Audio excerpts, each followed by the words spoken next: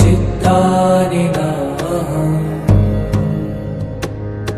न च श्रोत्रजिह्वे न च घ्राणनेत्रे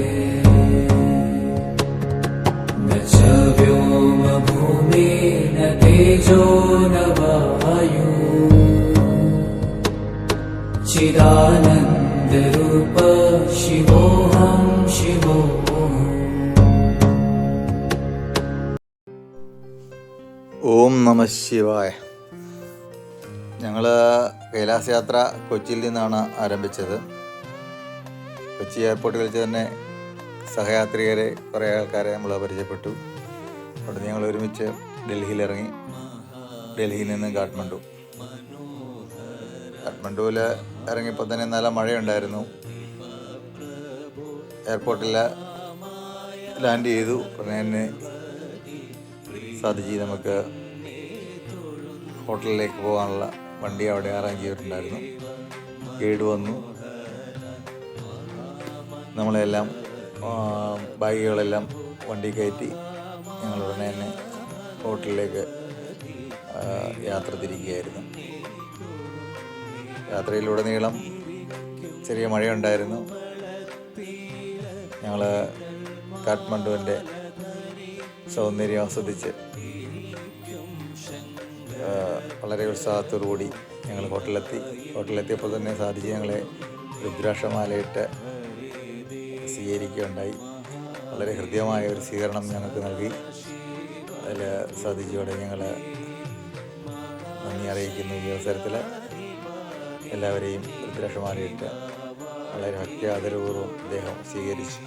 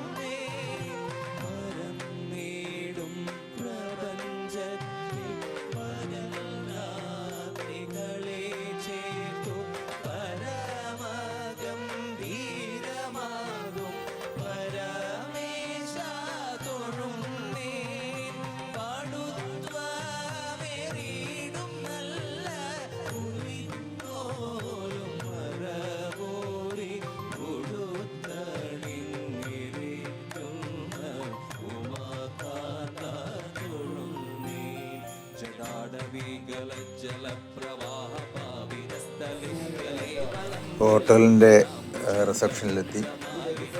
സാധിജി ഞങ്ങളെല്ലാവരെയും പരസ്പരം പരിചയപ്പെടുത്തി. അങ്ങോട്ടും ഇങ്ങോട്ടും എല്ലാവരും പരിചയപ്പെട്ട് ഞങ്ങളെല്ലാം വളരെ സന്തോഷത്തിലായിരുന്നു. സാധ്യതയുടെ ഒരു ത്രില്ലായിരുന്നു എല്ലാവരും. ഞങ്ങൾക്ക് നല്ല റൂം കിട്ടി. റൂമിൽ റെസ്റ്റൊക്കെ എടുത്ത ശേഷം വിരിച്ച് വൈകിട്ട് വന്ന് ഞങ്ങൾക്ക് നല്ലൊരു ബുഫേ ഉണ്ടായിരുന്നു. ഒരു വെജിറ്റേറിയൻ ബുഫേ ഞങ്ങളെല്ലാവരും കഴിച്ചു. വൈകിട്ട് സുഖമായിട്ട് പോയി കിടന്നുറങ്ങി. പിറ്റേന്ന് രാവിലെ ഞങ്ങൾ കാഠ്മണ്ഡു വിസിറ്റിന് വേണ്ടി ഇറങ്ങി. ആദ്യമേ പശുപതിനാഥ് ടെമ്പിളിൽ പോയി. പശുപതിനാഥിൻ്റെ 5 മുഖങ്ങളും ഞങ്ങൾ ദർശിച്ചു. പിന്നീട് അന്നത്തെ ദിവസം കർക്കിടക വാവുബലി ദിവസമായിരുന്നു. പിതൃതർപ്പണം ചെയ്യേണ്ടവരൊക്കെ അത് ചെയ്തു. പിന്നെ ഞങ്ങൾ പശുപതിനാഥ് ടെമ്പിളിൽ കുറച്ച് നേരം സമയം ചെലവഴിച്ചു. എല്ലാവരും തർപ്പണങ്ങളൊക്കെ നടത്തി. പിന്നീട് ഞങ്ങൾ അവിടെ ഒരു ശക്തി പീഠമുണ്ടായിരുന്നു. അത് പോയി സന്ദർശിച്ചു. ശക്തിപീഠം വളരെ ഹൃദ്യമായി അനുഭവപ്പെട്ടു എല്ലാവർക്കും. ഞങ്ങളെ കുറേ ഫോട്ടോസൊക്കെ അവിടെ നിന്ന് എടുത്തു. സാധിജി ഞങ്ങളുടെ കൂടെ വന്നിട്ടുണ്ടായിരുന്നു. പിന്നെ ഞങ്ങൾ ഒരു ബുദ്ധ മൊണാസ്ട്രി ഉണ്ടായിരുന്നു. നമ്മുടെ പഴയ മോഹൻലാലിൻ്റെ ഒരു സിനിമ ഉണ്ടായിരുന്നല്ലോ, യോദ്ധ ചിത്രീകരിച്ച ബുദ്ധ മൊണാസ്ട്രി ഞങ്ങൾ സഞ്ചരിച്ചു. പിന്നീട് അവിടെ ജലനാരായണൻ ടെമ്പിളിൽ ഞങ്ങൾ പോയി. ഹോട്ടലിലൊക്കെ എത്തി. ബുദ്ധ മൊണാസ്ട്രി നല്ല ഒരു അനുഭവമായിരുന്നു. ആദ്യമായിട്ടായിരുന്നു നേപ്പാളിലെ ഒരു ബുദ്ധമോണാസ്ട്രിയിൽ നമ്മൾ പോകുന്നത്. ഒരു മലയുടെ മുകളിലായിരുന്നു ഈ ബുദ്ധമോണാസ്ട്രി.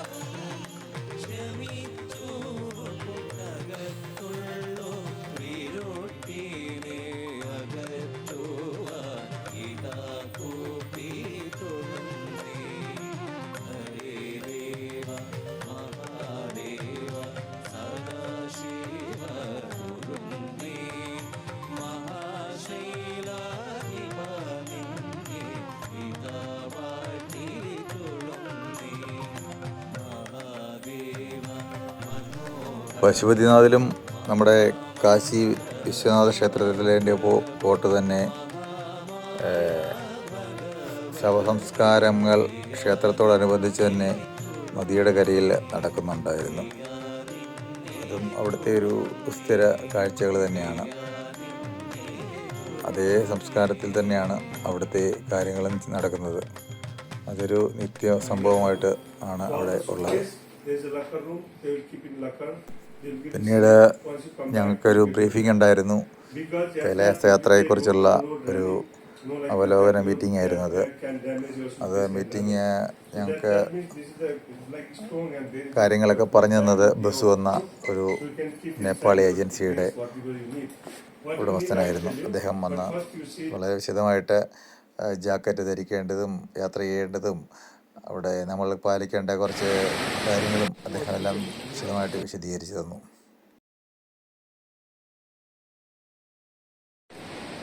നമ്മൾ ഇപ്പോൾ നേപ്പാളിൻ്റെ ബോർഡറിൽ വന്നു. പിറ്റേ രാവിലെ ഞങ്ങൾ യാത്ര തിരിച്ചു നേപ്പാളിൻ്റെ ബോർഡറിൽ വന്നു. ഇവിടെ എമിഗ്രേഷനിൻ്റെ അടുത്താണ് ഞങ്ങളിപ്പോൾ നിൽക്കുന്നത്. അപ്പം അവിടുത്തെ എമിഗ്രേഷന് വേണ്ടി വെയിറ്റ് ചെയ്തിരിക്കുകയായിരുന്നു എല്ലാവരും.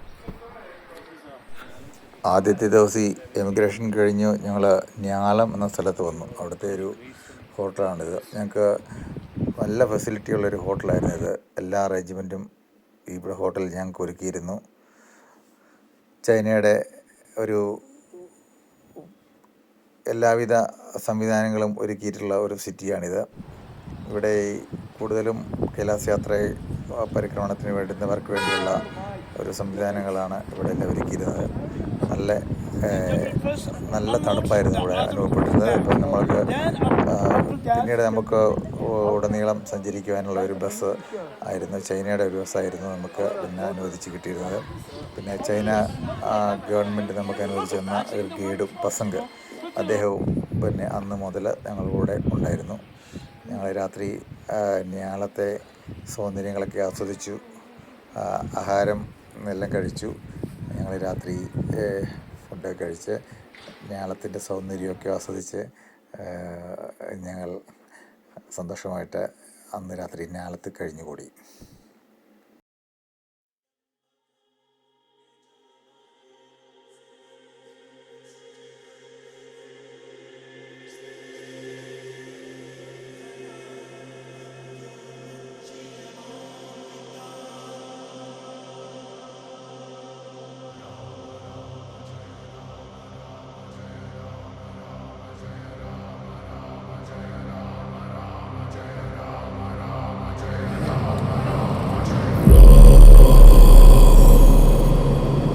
रघुनन्दन रघुनन्दन रघुवर सेवन रघुपति चायन शतयोजन शतशतयोजन शरधिनियोजन शरपरिलङ्घन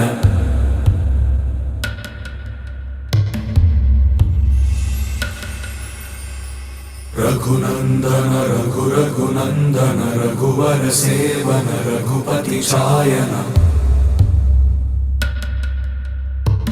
शतयोजन शतशतयोजन शरधिनियोजन शरपरिलङ्घनने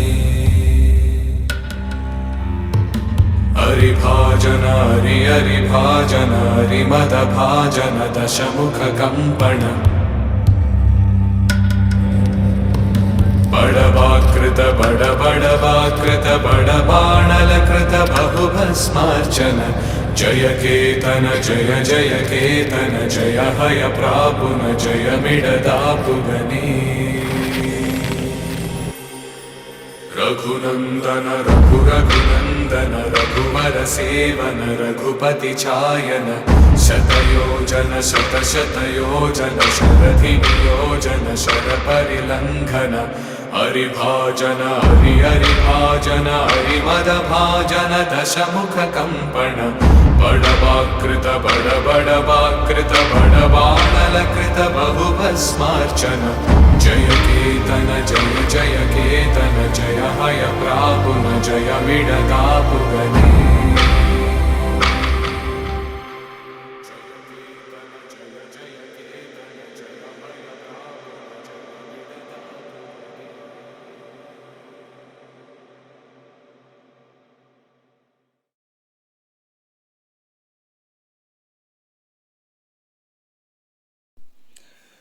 ടിബറ്റിലേക്ക് നമ്മൾ കടന്നപ്പോൾ, അതായത് ചൈന ഒക്കുപ്പൈഡ് ടിബറ്റിലേക്ക് നമ്മൾ കടന്നപ്പോൾ നമ്മൾ മനസ്സുകൊണ്ട് ആഗ്രഹിച്ചു പോയി, ഈ ടിബറ്റ് നമ്മുടെ ഭാരതത്തിൻ്റെ കയ്യിലായിരുന്നെങ്കിൽ നമുക്ക് കൈലാസയാത്ര എത്ര സുഗമമായി നടത്താൻ പറ്റുമായിരുന്നു എന്നൊരു ചിന്ത ഞങ്ങൾ യാത്ര ചെയ്ത എല്ലാവർക്കും ഉണ്ടായി. ടിബറ്റൻ പീഠഭൂമി അത്രയേറെ മനോഹരമായൊരു ഭൂമിയാണ്.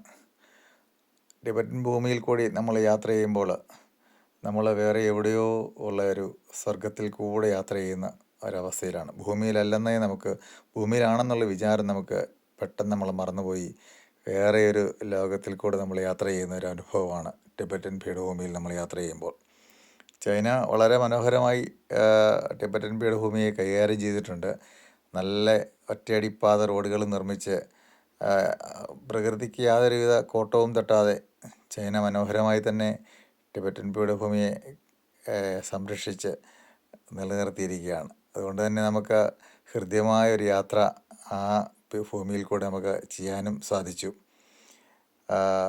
ടിബറ്റൻ പീഠഭൂമിയിൽ കയറിയപ്പോൾ തന്നെ നമുക്ക് ഓക്സിജൻ്റെ ലെവല് വളരെ കുറഞ്ഞ അനുഭവത്തിലായിരുന്നു. ഞങ്ങളുടെ യാത്ര നല്ല സുഗമമായ രീതിയിലുള്ള യാത്രയായിരുന്നു. നല്ലൊരു വാഹനമായിരുന്നു. നമുക്ക് ഒരു വോൾവോയുടെ ഒരു ബസ്സായിരുന്നു, ചെറിയ ബസ്സായിരുന്നു നമുക്ക് അറേഞ്ച് തന്നത്. ഞങ്ങൾ യാത്രയിലുടനീളം മനോഹരമായ സ്ഥലങ്ങളിലെല്ലാം ബസ് നിർത്തി ഞങ്ങൾ ആ പ്രകൃതിയുടെ സൗന്ദര്യങ്ങളെല്ലാം ആസ്വദിക്കുകയും ഫോട്ടോ എടുക്കുകയും ഒക്കെ ചെയ്തിരുന്നു. അധികം നേരം നമുക്ക് വെളിയിൽ നിൽക്കാൻ പറ്റത്തില്ല, നമുക്ക് ശ്വാസത്തിൻ്റെ പ്രശ്നം ഉണ്ടാകുന്നുണ്ടായിരുന്നു. അതായത് ബസ്സിനകത്തിരുന്ന് പെട്ടെന്ന് വെളിയിലിറങ്ങുമ്പോൾ നമുക്ക് ആ ഓക്സിജൻ്റെ ലെവൽ നമുക്ക് പെട്ടെന്ന് മനസ്സിലാക്കാൻ പറ്റുമായിരുന്നു. നമുക്കധികം സ്റ്റെപ്പ് വെക്കാൻ പറ്റത്തില്ലായിരുന്നു. പിന്നെ അതുകൊണ്ട് തന്നെ നമ്മൾ കുറച്ച് നേരം ഒന്ന് നിർത്തി പെട്ടെന്ന് തന്നെ വാഹനത്തിൻ്റെ ഉള്ളിൽ കയറി പിന്നെയും യാത്ര തുടർന്നു.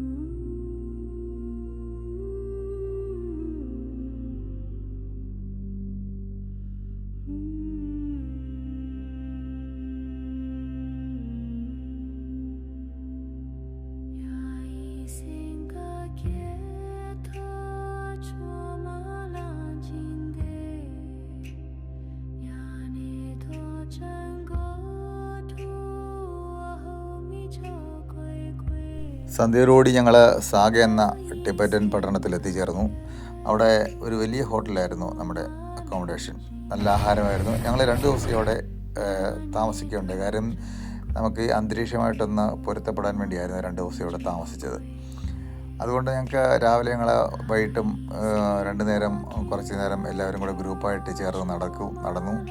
അപ്പോൾ ഞങ്ങൾക്ക് കാലാവസ്ഥയുമായിട്ടൊന്ന് പൊരുത്തപ്പെടാൻ കഴിഞ്ഞു. കൂടുതൽ പേർക്കും അന്ന് തലവേദനയും കുറച്ച് ബുദ്ധിമുട്ടുകളൊക്കെ ഉണ്ടായി. പക്ഷേ പിറ്റേ ദിവസം എല്ലാവരും ഡൈമാക്സ് കഴിച്ച് എല്ലാവരും റെഡിയായി. പിറ്റേ ദിവസം ഞങ്ങൾ രാവിലെ മാനസരോവറിലേക്ക് യാത്ര അവിടെ നിന്ന് തുടർന്നു. വൈകുന്നേരം ആയപ്പോഴത്തേക്കും ഞങ്ങൾ മാനസരോവരത്തിലെത്തി.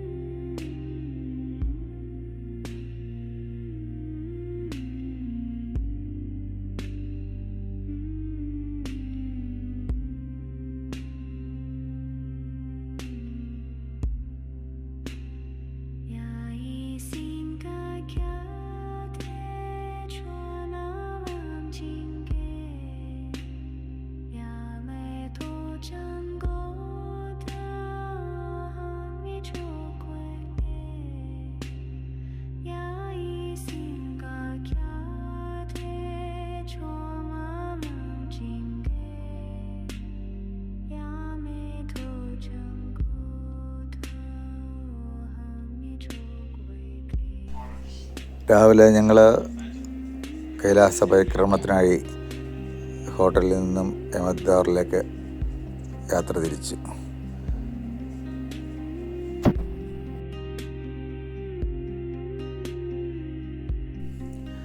രാവിലെ എല്ലാവരും ഞങ്ങൾ കൈലാസ പരിക്രമണത്തിന് വേണ്ടി തയ്യാറെടുക്കുകയായിരുന്നു. എല്ലാവരും തെർമലും ഗ്ലൗസും ലേസും ജാക്കറ്റിൻ്റെ മുകളിൽ റെയിൻകോട്ടും ഒക്കെ ധരിച്ചിരുന്നു. എല്ലാവരുടെയും മുഖത്ത് ഒരു ജന്മജന്മാന്തരങ്ങളിലെ കെട്ടുകളും ഭാണ്ഡങ്ങളും കണക്കുകളും അഴിച്ചു വെക്കുന്ന ദിവസിയായിരുന്നു അന്നത്തെ ദിവസി. എല്ലാവരുടെയും മുഖത്ത് സ്നേഹത്തിൻ്റെ മാത്രം വികാരം മാത്രമേ കാണാനുള്ളായിരുന്നു. ഭഗവാന്റെ തിരുമുറ്റത്തേക്ക് കടക്കുന്ന ആ ദിവസത്തും കൂടി ആയതിനാൽ എന്താണ് വികാരം, എല്ലാവരുടെയും മുഖത്തുള്ള വികാരം നമുക്ക് വായിച്ചെടുക്കാൻ പറ്റുന്നതായിരുന്നു. പരസ്പരം എല്ലാവരും ആലിംഗനം ചെയ്തു. അങ്ങനെ ഞങ്ങൾ ഭഗവാന്റെ കൈലാസ പരിക്രമണത്തിന് വേണ്ടി എല്ലാവരും തയ്യാറെടുത്തു. യമദ്വാറിലേക്ക് കടക്കുന്നതിന് മുമ്പ് തന്നെ ഇനിയും ജന്മജന്മാന്തരങ്ങളിൽ നമ്മൾ ചെയ്ത കണക്കുകൾക്കെല്ലാം ഒരു പരിഹാരമാകും എന്ന പ്രതീക്ഷയോടുകൂടി യമദ്വാർ കടക്കാനായിട്ട് ഞങ്ങൾ ഒരുങ്ങി. യമദ്വാർ കടന്നു കഴിഞ്ഞാൽ പിന്നെ തിരിഞ്ഞു നോക്കരുതെന്നുള്ളൊരു വിശ്വാസമുണ്ട്. യമദേവൻ്റെ ആ കവാടം കടന്നു കഴിഞ്ഞ് ഇട സൈഡിൽ കാണുന്ന വലിയ മലകളാണ് യമദേവൻ്റെ വാസസ്ഥലമായിട്ട് കണക്കാക്കപ്പെടുന്നത്. അവിടെ എന്തെന്നില്ലാത്ത ശക്തിയായ ഒരു കാറ്റും വലിയ വലിയ സൗണ്ടുകളും എന്തൊക്കെയോ വലിയ ശബ്ദങ്ങളുമൊക്കെ നമുക്ക് കേൾക്കാൻ സാധിക്കുമായിരുന്നു. അതൊന്നും കണക്ക് കൂട്ടാതെ മുമ്പോട്ട് നടക്കുക എന്നുള്ള ഒറ്റ ലക്ഷ്യം മാത്രമേ ഉള്ളായിരുന്നു നമുക്ക്. ശ്വാസത്തിൻ്റെ ഗതി വളരെ കുറച്ച് മാത്രമേ ലഭിക്കുന്നുള്ളായിരുന്നു. എങ്കിലും നമഃശിവായ ചൊല്ലി എല്ലാവരും മുമ്പോട്ട് നടന്നു.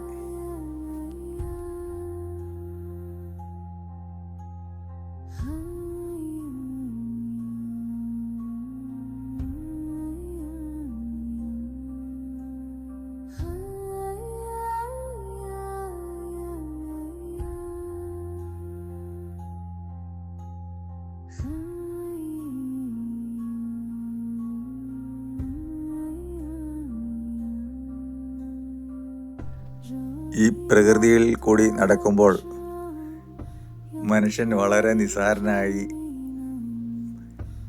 നിസാരനാണ് എന്ന് നമുക്ക് പല പ്രാവശ്യവും ഒരു തോന്നലുണ്ടായി. അത് വളരെയേറെ സത്യവുമാണ്. നമ്മൾ ഒന്നുമല്ല, നമുക്ക് അറിഞ്ഞത് വളരെ നിസാരമാണ്. ഇനിയും എത്രയോ അറിയാനുണ്ട്. ആരും പൂർണ്ണമായിട്ടൊന്നും മനസ്സിലാക്കിയിട്ടില്ല എന്നുള്ള വളരെ നഗ്നമായ സത്യം നമുക്ക് ഇവിടെ വരുമ്പോൾ ബോധ്യപ്പെടും.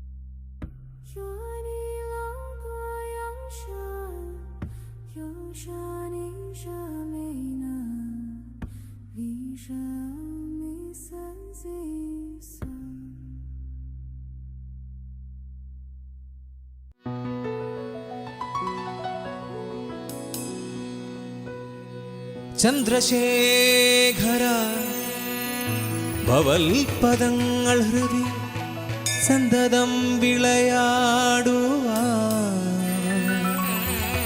സങ്കടങ്ങളഖിലം പൊഴിഞ്ഞു ശിവശങ്കരൻ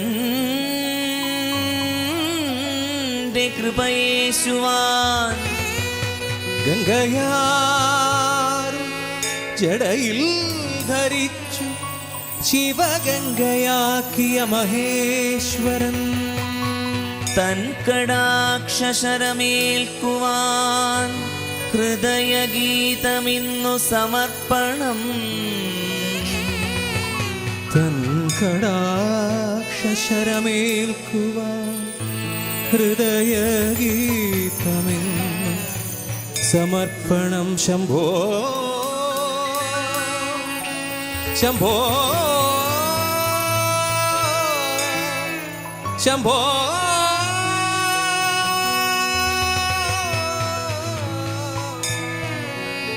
ശംഭോ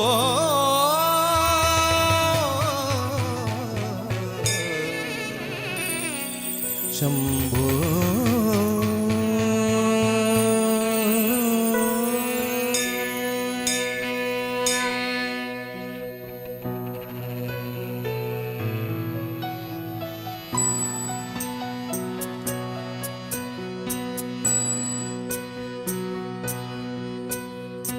സമസ്ത കോടികൾ ചേർന്നു നമഃ ശിവായ മന്ത്രത്തെ നടക്കൽ നിന്നിതാ കൂപ്പി സ്തുതിച്ചു കൊണ്ടിരിപ്പൂ.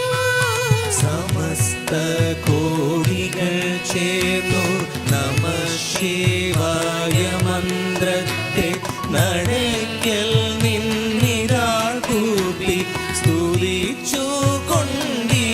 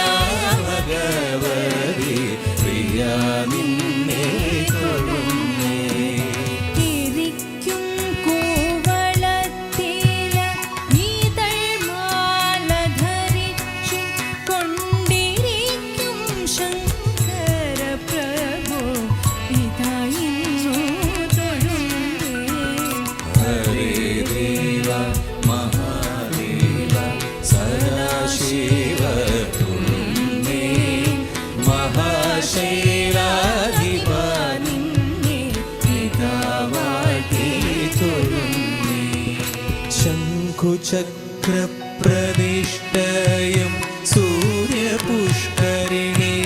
ശിവ ശങ്കര വൈഭവം വാഴ്ത്തും അതികകത്ത് ശംഖുചക്രപ്രതിഷ്ഠയും സൂര്യപുഷ്കരിണിയും ശിവ ശങ്കര വൈഭവം വാഴ്ത്തും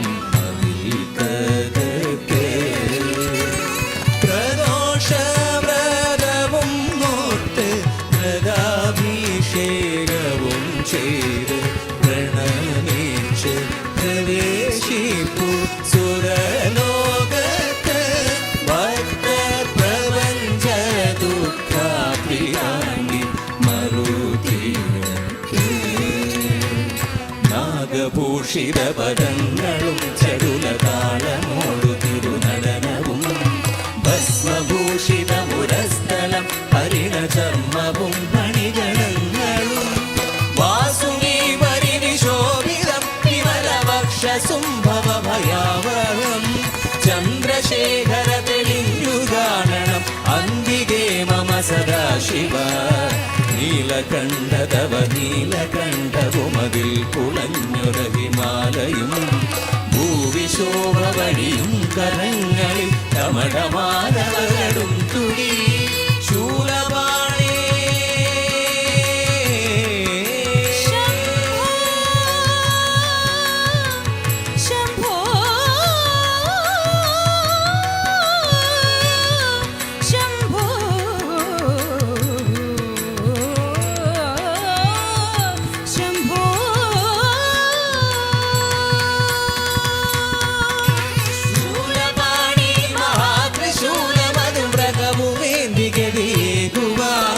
ചന്ദ്രശേഖര തെളിഞ്ഞു കാണണം അന്തികേ മമ സദാശിവ ചന്ദ്രശേഖര തെളിഞ്ഞു കാണണം അന്തികേ മമ സദാശിവ